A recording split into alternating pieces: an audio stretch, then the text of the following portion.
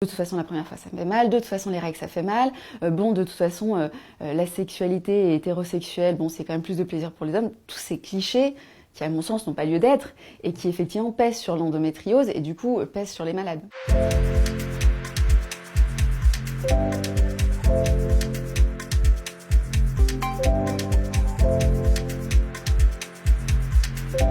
Les douleurs pendant les rapports avec l'endométriose, c'est généralement deux branches. Il va y avoir vraiment celle pendant la pénétration, souvent dans le bas-ventre.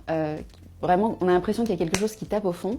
Et puis, il y a aussi les douleurs après un orgasme, où vraiment, là, pour le coup, c'est des douleurs qui vont se répercuter dans tout le pelvis. Les douleurs pendant les rapports, c'est quand même le troisième symptôme le plus courant dans l'endométriose. Et pourtant, si vous dites aux gens endométriose, ils vous répondront infertilité, alors que l'infertilité n'est même pas dans le top 5 des symptômes les plus fréquents.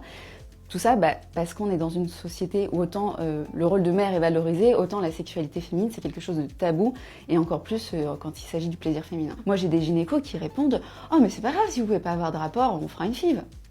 C'est pas forcément lié les deux. Quand on rencontre un nouveau partenaire, il faut expliquer tout ça. Bien sûr que c'est pas facile, bien sûr qu'il y a toujours des moments de doute, des moments d'inquiétude. Moi j'en ai qui me disent « Mais mon copain, je lui dis qu'on a un rapport sans pénétration, pour lui c'est pas un rapport ». Il y a aussi, je pense, un besoin dans notre société de revenir sur tout ça, parce que quand vous regardez le Kama Sutra en version originale, déjà toutes les parties ne sont pas consacrées au rapport sexuel, et même dans toute la partie consacrée au rapport sexuel, sur les 10 chapitres, il y en a beaucoup qui ne sont pas consacrés à la pénétration. Il y en a un sur le baiser, sur les soupirs, sur les griffures. Donc la vie sexuelle, c'est quelque chose d'assez riche. Il y a beaucoup à faire pour revenir sur toutes ces idées reçues selon lesquelles la sexualité tournerait autour de la pénétration. Et puis on n'a pas qu'une sexualité, dans la vie on en a plusieurs. Au fil de notre parcours, au fil des rencontres, de notre rapport à nous-mêmes, et puis juste du cycle du corps d'une femme, que ce soit les grossesses, que ce soit la ménopause. Toutes ces choses-là font que à chaque fois il faut réinventer sa vie sexuelle. Ça peut aussi impacter son rapport au corps. Déjà la douleur, on a tendance un peu à se couper pour se préserver en fait de toute cette douleur au quotidien. On l'ignore et donc on ignore son corps et on n'est plus à l'écoute de lui ni à l'écoute de notre désir. Bonne nouvelle, oui, il y a des solutions contre ces douleurs.